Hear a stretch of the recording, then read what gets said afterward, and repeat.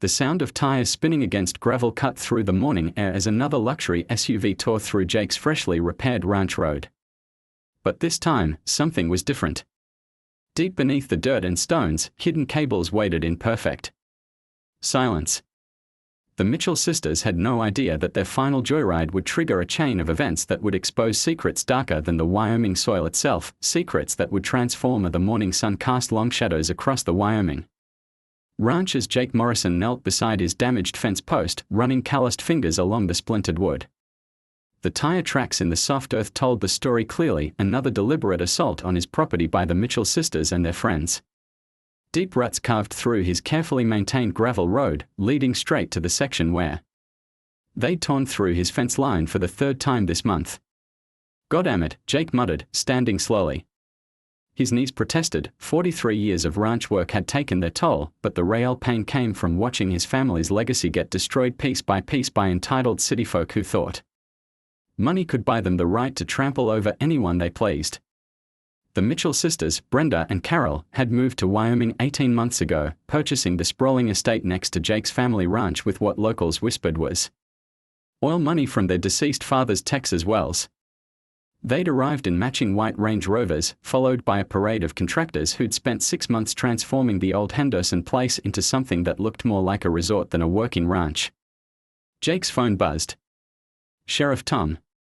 Bradley's gravelly voice crackled through the speaker. "Jake, I got your message about the fence. I'm about 10 minutes out." "Thanks, Tom." They went through the north section this time. "Looks like they were hauling something heavy, trailers, maybe. Any witnesses?" Jake's jaw tightened. "Mrs. Patterson saw them around 6 this morning. Said they were laughing about something." The crunch of gravel announced Tom's arrival. The sheriff's weathered face was grim as he surveyed the damage. "This is getting out of hand, Jake. That's what, 1,500 in damages this month alone. More like 2,000. I had to reseed that entire section after they tore it up with their ATVs last week." Jake kicked at a chunk of broken fence post. "Tom, I've been patient. I've filed reports, I've asked them nicely, I've even offered to share maintenance costs for the access road. But they keep pushing." Tom pulled out his phone, snapping photos of the tire tracks.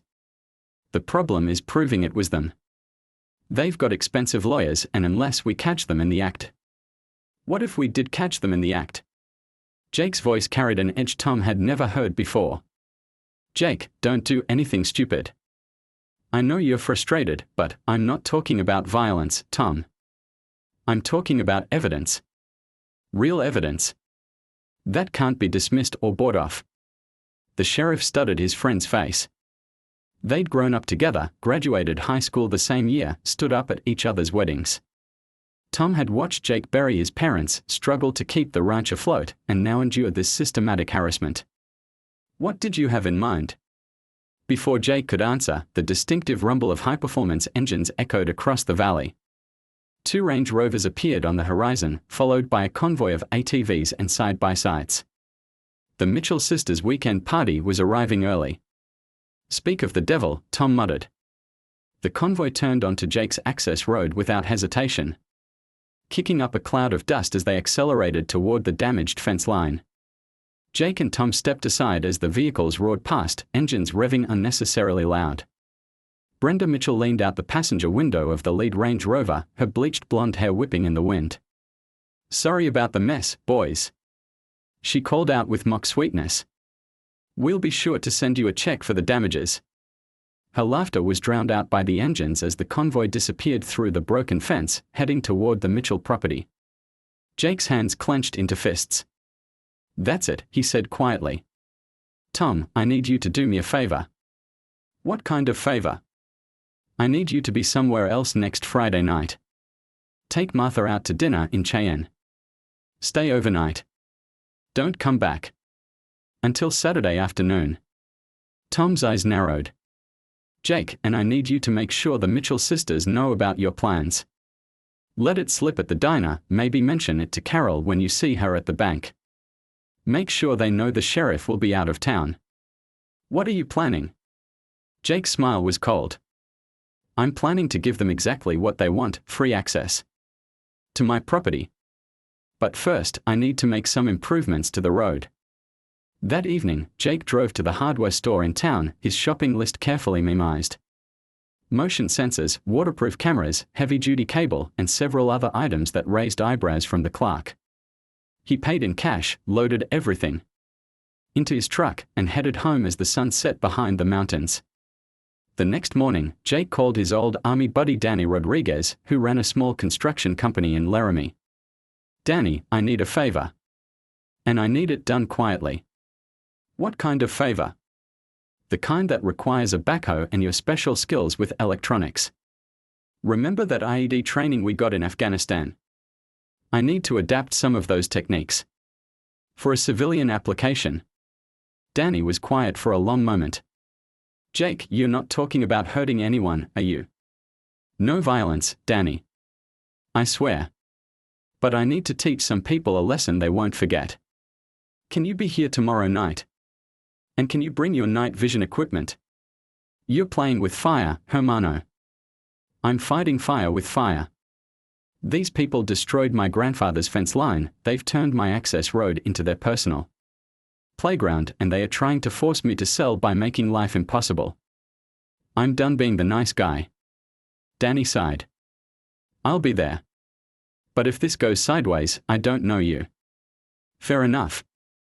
The next 3 days passed in tense preparation. Jake spent his daylight hours maintaining the facade of normal ranch activities. But his nights were devoted to surveillance. He documented every vehicle that used his road, every act of trespassing, every deliberate act of vandalism. The Mitchell sisters' friends treated his property like a public highway, often stopping to urinate on his fence posts or dump trash. On Wednesday night, Jake watched through binoculars as Brenda Mitchell stood on his property, cell phone pressed to her ear. Her voice carried across the still air. "Telling you, Margaret, the old fool is about to break. Carol saw him at the bank yesterday and he looked like hell. A few more weeks of this and he'll be begging to sell." Jake's blood ran cold. This wasn't random harassment, it was a coordinated campaign to drive him off his land. The Mitchell sisters weren't just entitled neighbors, they were predators. Danny arrived Thursday night, bringing equipment that would have been impossible to acquire through legitimate channels. They worked in darkness, using night vision goggles and specialized tools to modify Jake's access road. The work was precise, invisible to casual observation, but devastatingly effective. "You sure about this?" Danny asked as they finished the final connections. "They've made their choice," Jake replied, testing the remote trigger device. "Now they get to live with the consequences." Friday morning brought news that made Jake's stomach turn. Tom Bradley stopped by with coffee and grim news. "Jake, I got some information you need to hear. You know that land appraiser who's been sniffing around? Turns out is working for Apex Development. They are planning to build a resort and casino complex, and they need a continuous tract of land that includes your property. So the Mitchell sisters are just the front. Gets worse. I did some digging into their finances. That oil money story is bullshit. They are being bankrolled by Apex, and their job is to make your life so miserable that you'll sell for pennies on the dollar." Jake felt the rage building in his chest. "How long have you known?" "I just found out yesterday." "I'm sorry, Jake. I should have dug deeper sooner." "Tom, I need you to go to Cheyenne tonight. Take Martha somewhere nice. Don't come back until Saturday afternoon. Jake, please. Trust me on this one." Tom studied his friend's face, seeing something that made him deeply uncomfortable. "Don't do anything that can't be undone." "I won't." But they are about to learn that actions have consequences. As Tom's patrol car disappeared down the road, Jake checked his watch. According to his intelligence, the Mitchell sisters were hosting their biggest party yet, a celebration of their impending success in acquiring his property. The convoy would arrive just after sunset, when they thought they were safe from observation. Jake settled into his hidden observation post, camera equipment ready, remote trigger in hand. The road looked perfectly normal, but beneath the innocent gravel surface, a network of cables and sensors waited patiently. The first vehicles appeared at 7:23 p.m. Jake counted 12 cars, including both Range Rovers and a collection of expensive sports cars he'd never seen before. The convoy moved confidently down his access road, headlights cutting through the gathering dusk. Jake's finger hovered over the trigger as the lead Range Rover approached the modified section of road. Through his night vision scope, he could see Brenda Mitchell in the passenger seat, champagne glass in hand, laughing at something the driver had said. "Enjoy the ride." Jake's hands trembled as he adjusted the camera's zoom, watching the black-clad figures work with terrifying efficiency. They moved like a military unit, each person knowing their role without verbal communication. Within minutes, they'd established a perimeter around the wreckage and begun extracting the party guests from the destroyed vehicles. Through his night vision scope, Jake could see Brenda Mitchell limping toward one of the black SUVs, her designer dress torn and blooded. But she wasn't crying or panicking like a normal person would. Instead, she was barking orders into a satellite phone, her voice carrying across the night air with cold authority. Containment Protocol 7. Yes, I know what that means. No witnesses, no evidence, no problems. Jake's blood turned to ice. He'd seen enough war movies to know what "no witnesses" meant. His trap had worked too well. Instead of catching minor criminals, he'd stumbled into something that operated by rules he didn't understand. The sound of approaching vehicles made him duck lower into his hiding spot. Two more black SUVs emerged from the darkness, followed by a military-style truck carrying equipment that gleamed ominously in the moonlight. Jake recognized some of it from his army days: industrial cutting tools, body bags, and what looked like a portable crematorium. "Jesus Christ," he whispered, reaching for his cell phone. But the screen showed no signal. They were jamming communications. A woman's voice cut through the night, speaking with crisp military precision. "Brenda, status report." Jake focused his camera on the speaker and felt his heart stop. The woman was tall, athletic, with silver hair pulled back in a severe bun. But it was her face that made his blood freeze. He'd seen it before, in classified briefings during his deployment. Colonel Sarah Vance officially died in a helicopter crash in Afghanistan 3 years ago. Unofficially, she'd been under investigation for war crimes and arms trafficking. "Road trap, military grade, Brenda." Mitchell replied, her earlier suburban soccer mom persona completely gone. "Someone's been watching us, planning this." The cables were positioned with professional precision. "Local law enforcement. Sheriff's out of town. This feels personal." Colonel Vance surveyed the wreckage with cold efficiency. "Then we find whoever did this and make them disappear. Clean sweep protocol. I want this area sanitized within 2 hours." Jake watched in horror as the cleanup crew began their work. They moved the wrecked vehicles onto the truck, using cutting tools to reduce them to manageable pieces. The injured party guests were loaded into the medical SUV, except for 3 who weren't moving. Those bodies disappeared into black bags with practiced efficiency. But it was what happened next that made Jake's stomach turn. The crew began setting up equipment along his property line, installing what looked like industrial-grade sensors and cameras. They weren't just cleaning up, they were fortifying. "This is now a security zone," Colonel Vance announced. "Perimeter extends 1 mile in all directions. Anyone who enters dies." Jake realized with growing terror that his property was at the center of their new security zone. They weren't just going to make him disappear, they were going to take his land and use it as a base of operations. A radio crackled to life. "Control, this is Overwatch. We've got movement in the tree line, northwest quadrant. Single heat signature, approximately 800 meters from the incident site." Jake's blood froze. They'd spotted him. "Dispatch Hunter Team Alpha," Colonel Vance replied calmly. "Rules of engagement are weapons-free." The words sent Jake scrambling backward through the underbrush, his carefully planned observation post suddenly feeling like a death trap. Behind him, he could hear the distinctive sound of military vehicles starting up. They were coming for him. Jake's ranch house was 3 miles away through rough terrain, but the main road was compromised. His only option was to cut through the canyon that separated his property from the old mining claims, dangerous territory even in daylight, potentially lethal at night. But as he ran, Jake realized he still had one advantage. He knew this land better than any outsider ever could. Every rock, every gully, every hidden trail had been part of his playground as a child and his responsibility as an adult. If he could reach the old mine shafts, he might be able to hide long enough to figure out his next move. The sound of pursuit grew louder behind him. Professional voices coordinated through radio chatter, their tone calm and methodical. These weren't panicked criminals, they were trained killers who hunted humans for a living.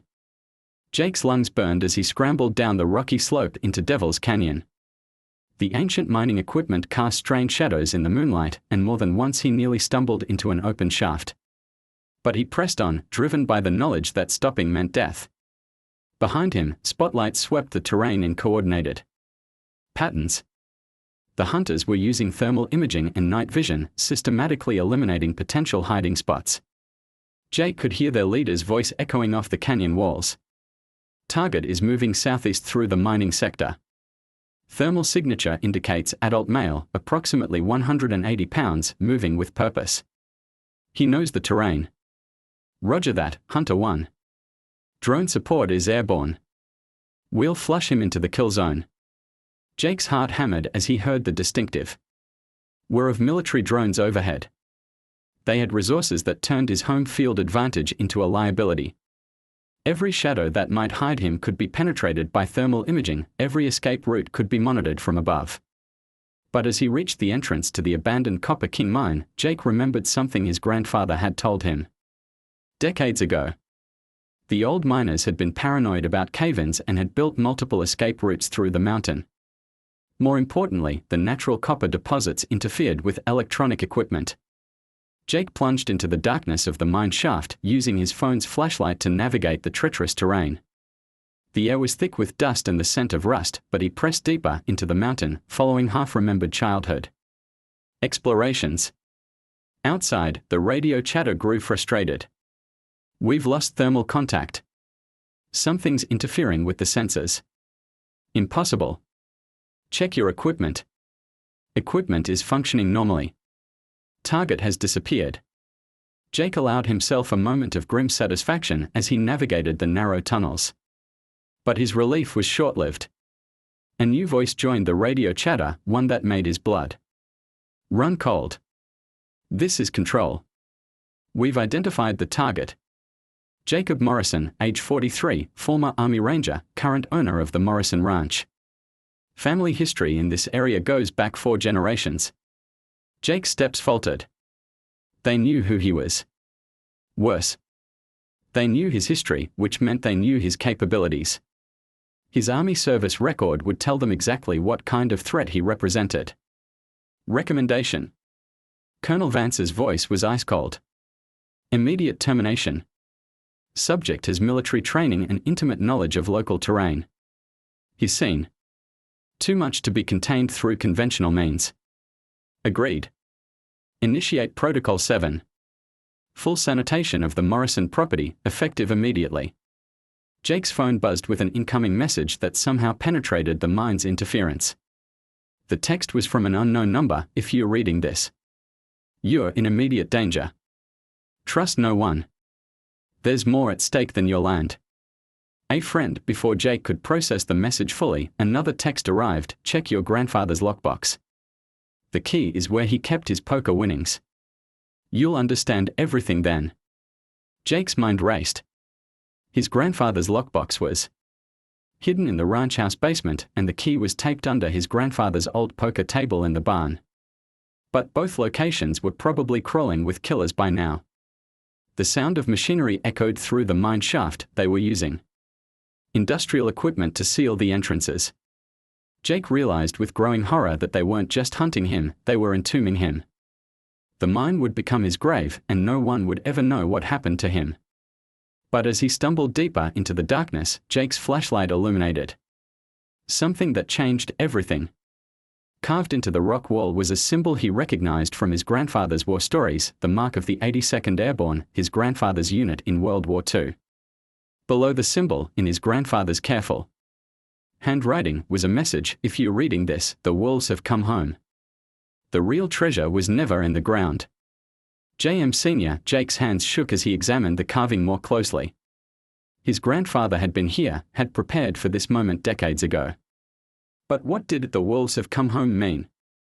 The answer came in the form of another carved message, this one protected by a small metal plate. Operation Paperclip didn't end in 1945.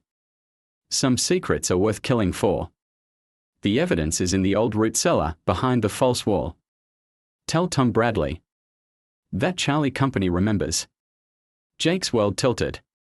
Operation Paperclip, the secret program that brought Nazi scientists to America after World War II. His grandfather had been part of the security detail that guarded some of those scientists in the 1950s. But what did that have to do with the Mitchell sisters and their criminal network? The sound of drilling grew louder, and Jake realized he was running out of time. They were systematically sealing every exit, turning the mine into a tomb. But his grandfather's message suggested there was another way out, and evidence that could expose whatever conspiracy had killed so many people to keep hidden. Jake belly crawled through the tall grass behind his grandfather's old workshop, every muscle in his body screaming from the night's ordeal. The root cellar was 50 yards away, hidden beneath what looked like a natural hill but was actually a carefully constructed bunker his grandfather had built during the Cold War. The news van's presence had changed the tactical situation. Through his binoculars, Jake could see a blonde reporter setting up equipment while her cameraman tested lighting. But Colonel Vance's people weren't retreating, they were adapting, transforming from a cleanup crew into what looked like a legitimate law enforcement operation. "Sheriff Bradley," Colonel Vance's voice carried across the night air, "I need you to establish a perimeter. Tell the media this is a meth lab investigation, dangerous chemicals, potential explosion risk." "What about Morrison?" Tom's voice held an edge Jake had never heard before. "He wasn't supposed to be here tonight. Morrison is a problem that will resolve itself. The mine entrances are sealed, and thermal imaging shows no movement. He's either dead or dying." Jake's jaw clenched. Tom Bradley, the man who'd taught him to fish, who'd been best man at his wedding, was casually discussing his murder with a war criminal. The betrayal cut deeper than any physical wound. But as Jake watched, he noticed something odd about the reporter's behavior. She wasn't just setting up for a standard news story, she was positioning her equipment to capture the maximum amount of the ranch house and surrounding area. More importantly, she kept glancing toward the workshop, as if she knew exactly where Jake was hiding. Jake's phone vibrated with another message from his mysterious ally. "Reporter is CIA, asset name Nightingale. She's been tracking Colonel Vance for 3 years. When you retrieve the evidence, signal her with your grandfather's old spotlight. She'll know what to do." The puzzle pieces began clicking together. The news van wasn't coincidental, it was the cavalry his ally had mentioned. But Jake still needed to reach the root cellar and retrieve whatever evidence his grandfather had hidden there. Jake waited until the patrol patterns shifted, then sprinted toward the concealed entrance. The root cellar's wooden door was exactly where he remembered it, hidden beneath a layer of sod and camouflaged with decades of careful maintenance. His grandfather's paranoia had seemed excessive as a child, but now it felt like divine providence. The cellar's interior was larger than Jake remembered, extending deep into the hillside. Emergency supplies lined the walls: food, water, medical equipment, and weapons that would have been illegal for civilians to possess. But it was the far wall that drew Jake's attention. Behind a false panel, exactly where his grandfather's message had indicated, was a steel filing cabinet that looked like it belonged in a government office. Jake's hands trembled as he opened the first drawer. Inside were documents that made his blood run cold: official papers bearing Nazi eagles, photographs of men in SS uniforms, and what looked like scientific reports written in German. But it was the English translations that made Jake's stomach turn. The documents detailed horrific medical experiments conducted on prisoners of war, including American soldiers. The experiments were designed to test the effects of various chemicals and biological agents, with the ultimate goal of creating weapons that could be deployed against enemy populations. But the most damning evidence was a list of names: Nazi Scientists who had been brought to America under Operation Paperclip, along with their new identities and locations. Jake's grandfather had been part of the security detail that guarded these men, and he'd kept meticulous records of their activities. One name on the list made Jake's blood freeze: Dr. Heinrich Vance, relocated to Wyoming in 1952, new identity provided by the U.S. government. Jake stared at the photograph, a younger version of Colonel Sarah Vance, but with the same cold eyes and cruel mouth. She's not just a war criminal, Jake whispered to himself. She's a Nazi. The next folder contained modern documents that connected the historical conspiracy to current events. Colonel Vance had been using her position in the U.S. military to continue her father's work, developing biological weapons and testing them on unsuspecting populations. The Mitchell sisters were part of her network, using their fake identities to acquire properties near military bases and government facilities. But the most shocking revelation was a map showing planned targets across the American West. Jake's ranch wasn't just valuable real estate, it was positioned perfectly to contaminate the water supply for 3 major cities. The Mitchell sisters hadn't been trying to force him to sell, they'd been preparing to murder him and use his land as a launch point for biological warfare. Jake's phone buzzed with an urgent message: "They are moving on the cellar. You have 2 minutes before they breach the entrance. Take the evidence and use the emergency exit. The world needs to know." Jake stuffed the most damning documents into a waterproof bag, then activated the emergency destruction protocol his grandfather had installed. Thermite charges would incinerate the remaining evidence, ensuring that even if Vance's people found the cellar, they wouldn't find anything useful. The emergency exit was a narrow tunnel that led to the creek bed behind the property.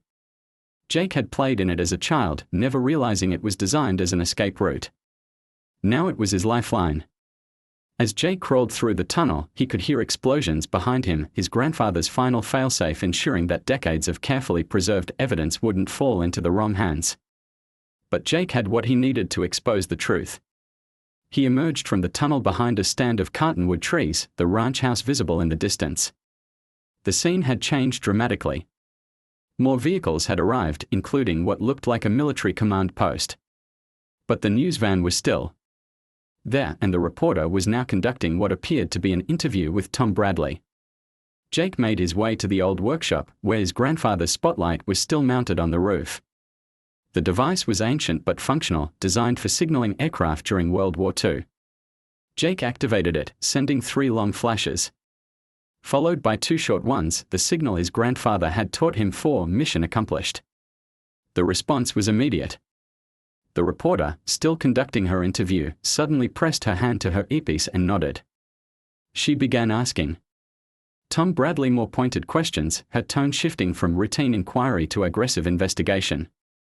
"Sheriff Bradley, can you explain why a routine meth lab investigation requires this level of military support?" Tom's confident demeanor cracked slightly. "Well, we have reason to believe, and can you comment on reports that the suspect, Jake Morrison, is actually a victim of an elaborate land grab scheme?"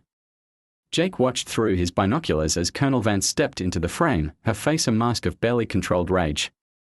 She whispered something to Tom, who immediately tried to end the interview. "That's all for now. This is an active investigation. One final question, Sheriff. Are you familiar with Operation Paperclip?" The effect was electric. Tom Bradley went pale, and Colonel Vance's professional composure shattered completely. She lunged toward the camera, but the reporter was already backing away, her cameraman capturing every moment. "Turn that off!" Vance screamed. "Turn it off now!" But it was too late. The interview was broadcasting live, and Jake's signal had told the reporter exactly when to drop a bombshell. The secret that had been buried for 70 years was now being exposed to the world in real time.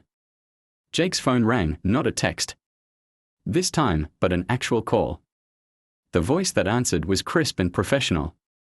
"Mr. Morrison, this is Agent Sarah Chen, CIA. We've been watching this operation for 3 years, waiting for the right moment to move. Your grandfather's evidence is exactly what we need to bring down the entire network. How do I know you're not one of them? Because if I were, you'd already be dead. Right now, you're the most valuable witness in America. But you're also the most hunted man in Wyoming. We need to extract you before Vance's people regroup. Jake looked toward the ranch house where chaos was erupting. Military vehicles were pulling back, and he could see Colonel Vance screaming orders into her radio. But other vehicles were arriving, real FBI agents, Jake hoped, not more of Vance's conspirators. What about Tom Bradley? Jake asked. Sheriff Bradley has been feeding information to Colonel Vance for 15 years. He thought he was helping national security, but he was actually enabling war crimes. He'll face justice along with the rest of them. Jake felt no satisfaction at his old friend's downfall, only a deep sadness for the man Tom had once been. But there was no time for grief, survival came first. There's a chopper incoming, Agent Chen continued. We'll extract you from the north pasture in 5 minutes. But Mr. Morrison, bring that evidence. Without it, Colonel Vance disappears and the killing starts all over again. Jake was already moving, the waterproof bag clutched against his chest. As he ran toward the extraction point, he could hear gunfire erupting behind him. The careful facade was crumbling, and Colonel Vance's people were reverting to their true nature. The helicopter appeared right on schedule, its rotor wash flattening the grass as it landed. Jake sprinted toward it, diving through the open door as bullets whined past his head. As the aircraft lifted off, he caught a glimpse of the ranch house burning in the distance, Colo. 3 weeks later, Jake Morrison sat in a Denver safe house, staring at a television screen that showed his own face on the morning news. The official story was that he was a domestic terrorist who had blown up his own ranch to destroy evidence of a meth operation. The media painted him as an unstable veteran who had snapped under financial pressure and killed several federal agents in the process. They are good, Agent Chen said, entering the room with fresh coffee and a grim expression. The narrative is already taking hold. Social media is full of people calling you a traitor and a murderer. Jake's hands trembled as he read the headlines. Wyoming rancher sought in terrorist attack. Veteran turned extremist kills 5. The making of a homegrown terrorist. What about the evidence? The documents proving Colonel Vance is Heinrich Vance's daughter. Agent Chen's expression darkened. That's the problem. When we tried to present the evidence to higher-ups, we discovered the corruption goes deeper than we thought. Colonel Vance didn't just escape, she was extracted by people inside our own government. Jake's blood ran cold. How high does this go? High enough that my supervisors ordered me to stop the investigation. High enough that the Attorney General's office is pressuring the CIA to designate you as an enemy combatant. High enough that I'm probably committing treason by keeping you alive. The safe house's secure phone rang. Agent Chen answered with increasing alarm, her face going pale as she listened to the voice on the other end. We need to move. Now. She was already grabbing emergency supplies from hidden compartments. They found us. Who found us? Everyone. FBI, military, and Colonel Vance's private contractors. They are converging on this location from 3 directions, and we have maybe 5 minutes before they breach the perimeter.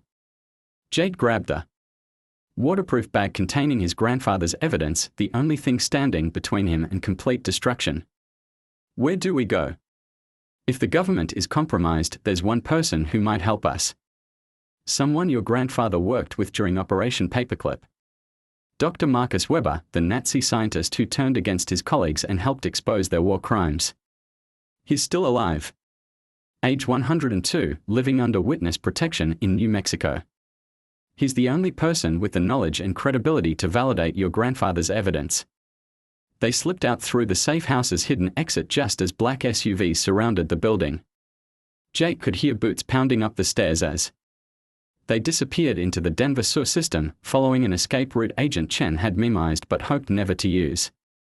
The irony is perfect, Agent Chen said as they navigated the underground tunnels. Your grandfather spent his life protecting a Nazi scientist who became our best witness against Nazi war crimes. Now that scientist might be our only hope of stopping his former colleague's daughter. They emerged 3 miles away, near a parking garage where Agent Chen had hidden a motorcycle. As they rode through the pre-dawn darkness toward the interstate, Jake's phone buzzed with messages from numbers he didn't recognize. Your neighbors are dead. Your friends are dead. Everyone who helped you is dead. Surrender now and we'll make it quick. CV. Another message followed immediately. The Morrison family tree ends with you. But first, you'll watch everyone you care about die slowly. CV. Jake showed the messages to Agent Chen, who cursed in 3 languages. She's trying to flush you out by threatening people you care about. It's a classic psychological warfare tactic. What people? My parents are dead, I never married, and apparently my best friend was working for the enemy all along. What about your cousin in Colorado Springs? Your high school girlfriend who became a teacher? Your army buddy who runs the hardware store? In Laramie? They've been building a target list based on your entire life history. Jake's heart sank as he realized the full scope of Colonel Vance's revenge. She wasn't just hunting him, she was preparing to destroy everyone who had ever mattered to him, turning his escape into a Pyrrhic victory that would haunt him forever. But as they crossed into Colorado, Jake's phone rang with a call from an unknown international number. The voice that answered was ancient but sharp, speaking with a slight German accent. Mr. Morrison, this is Dr. Marcus Weber. I knew your grandfather well, he was a good man who tried to do the right thing in impossible circumstances. I have been following your situation, and I believe I can help. Dr. Weber, how did you? Mr. Morrison, I am 102 years old and have spent the last 70 years atoning for the sins of my youth. I have resources you cannot imagine and allies in places you would not expect. More importantly, I have information about Colonel Vance that even your grandfather did not possess. Jake glanced at Agent Chen, who was listening through the motorcycle's communication system. She nodded grimly. What kind of information? The kind that explains why she has been so successful at evading justice. Sarah Vance is not just Heinrich's daughter, she is the product of her father's most horrific experiment. She was genetically modified as a child, given enhanced intelligence and complete immunity to empathy. She is, quite literally, a manufactured psychopath. The revelation hit Jake like a physical blow. That's impossible. I assisted with the procedure in 1962, Mr. Morrison. It was the most shameful act of my life, and I have spent decades trying to undo the damage. Sarah Vance is not human in any meaningful sense, she is a weapon created by Nazi science and perfected by American resources. Agent Chen's voice was tight with controlled fury. Dr. Weber, if you have evidence of illegal human experimentation. Agent Chen, I have more than evidence. I have the ability to stop her permanently. But I need Mr. Morrison to bring his grandfather's documents to my laboratory in New Mexico. Together, we can expose not just the historical conspiracy, but the ongoing biological weapons program that threatens millions of lives. Jake looked at the sunrise painting the Colorado sky red and gold. Behind them, helicopters appeared on the horizon, the pursuit was intensifying. Ahead lay the unknown dangers of trusting a former Nazi scientist with the power to stop a monster of his own creation. Dr. Weber, how do I know this isn't a trap? The old man's laughter was dry and bitter. Mr. Morrison, I am dying. Cancer, probably caused by decades of exposure to the chemicals I helped create. I have perhaps weeks to live, and I intend to spend them destroying the legacy of evil I helped build. Sarah Vance represents everything I came to hate about my former colleagues. She must be stopped before she unleashes horrors that will make the Holocaust look restrained. Agent Chen was monitoring multiple radio frequencies, her face growing more alarmed by the moment. Jake, we have National Guard units mobilizing across 3 states. They are treating this like a terrorist manhunt. Whatever Dr. Weber is offering, we need to decide now. Jake thought about his burned ranch, his murdered neighbors, and the innocent people who would die if Colonel Vance's biological weapons program succeeded. His grandfather had spent his life fighting monsters in human form. Now it was Jake's turn to carry on that legacy. Dr. Weber, we are coming. But if this is a trap, Mr. Morrison, if this is a trap, then I am betraying the only chance for redemption I have left. Your grandfather saved my soul once by showing me the difference between following orders and doing what is right. Let me return the favor by helping you save your country. As they raced toward New Mexico, Jake's phone exploded with messages from Colonel Vance's network. Photos of his cousin's children walking to school. His high school girlfriend grading papers in her classroom. His army buddy opening the hardware store for another day of business. Each image was accompanied by coordinates and a timestamp, not threats, but schedules. Colonel Vance wasn't just planning to kill the people Jake cared about, she was planning to do it systematically, forcing him to choose which lives to save and which to sacrifice. But the final message was different. It showed a satellite image of a heavily fortified compound in the Nevada desert, with military vehicles and aircraft positioned around what looked like a missile launch facility. The biological weapons are already deployed, Morrison. 12. Major cities, 12 delivery systems, 12 million potential casualties. Dr. Weber can't stop what's already in motion. But surrender now, and I might consider reducing the casualty count. You have 48 hours to decide how many Americans die for your stubborn pride. CV. Jake stared at the message as the motorcycle roared through the desert dawn. Colonel Vance had turned their personal conflict into a national crisis, forcing him to choose between his own survival and the lives of millions of innocent people. But as they approached Dr. Weber's laboratory, hidden in the New Mexico mountains like a modern-day fortress, Jake realized that the choice might not be his to make. The old Nazi scientist wasn't just offering to help stop Colonel Vance, he was preparing for a final confrontation that would either save America or destroy it completely. And somewhere in the Nevada desert, a woman who had been engineered to feel no human emotion was preparing to unleash the ultimate revenge, biological warfare that would turn Jake Morrison's home country into a graveyard, with him forced to watch every moment of the horror he had inadvertently triggered.